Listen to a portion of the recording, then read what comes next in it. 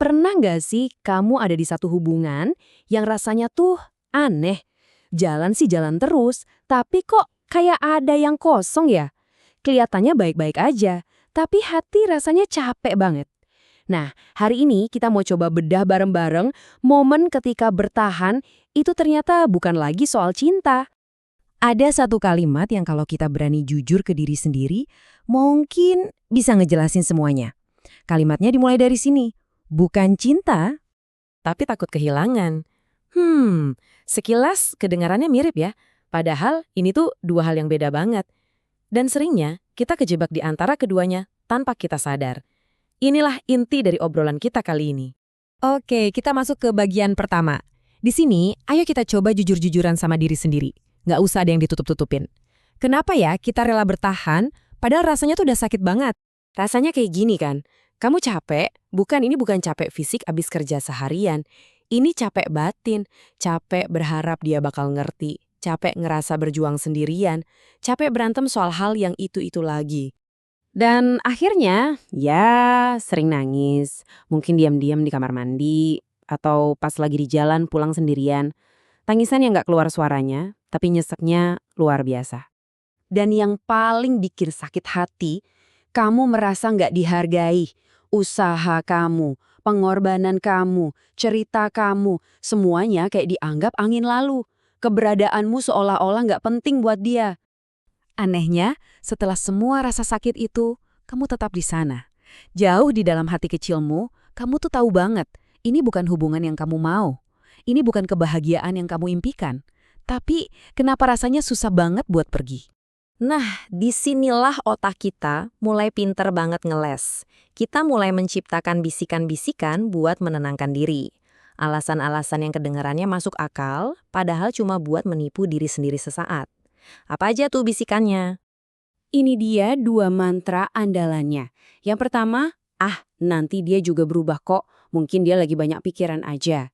Kita gantungin harapan ke masa depan yang nggak pasti. Yang kedua, aku cuma perlu lebih sabar aja. Kita malah nyalahin diri sendiri, seolah-olah kita yang kurang baik, bukan situasinya yang emang udah nggak sehat. Semua bisikan itu cuma cara kita buat bohongin diri sendiri.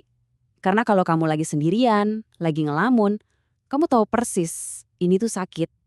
Dan rasa sakit itu nyata, nggak bisa dibohongin. Sekarang kita sampai ke jantung permasalahannya. Titik yang mungkin bakal bikin kamu bilang, nah ini dia. Mari kita hadapi pertanyaan terbesarnya.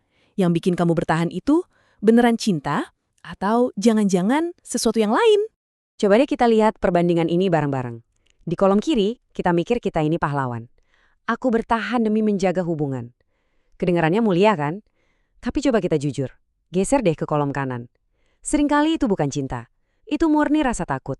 Takut sendirian, takut nanti diomongin orang, takut harus mulai semuanya dari nol lagi.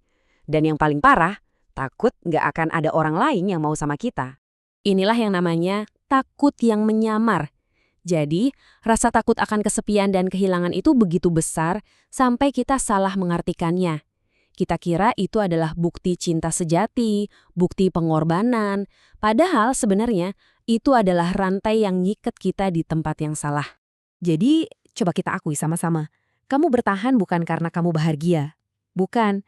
Kamu bertahan karena kamu ngeri ngebayangin gimana caranya pergi dan menghadapi dunia sendirian.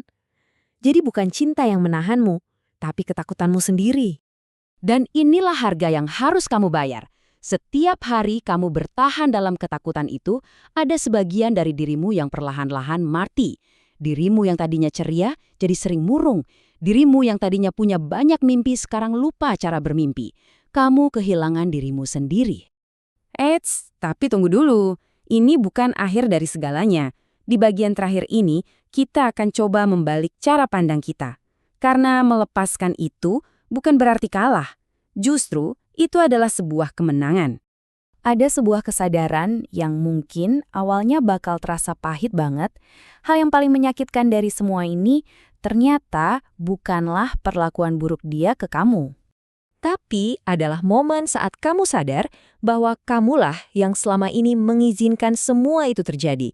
Kamu yang terus-terusan memberi maaf untuk kesalahan yang sama. Kesadaran ini emang sakit, tapi inilah kunci untuk membebaskan dirimu.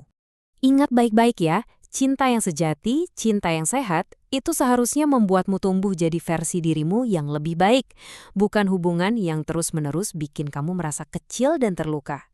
Maka dari itu, melepaskan hubungan yang beracun, itu sama sekali bukan tanda kekalahan. Itu bukan berarti kamu gagal dalam hidup, bukan. Justru sebaliknya, melepaskan itu adalah tindakan paling berani untuk menyelamatkan dirimu sendiri. Kamu akhirnya memilih dirimu, kamu memilih kewarasanmu, dan itu adalah kemenangan yang paling besar.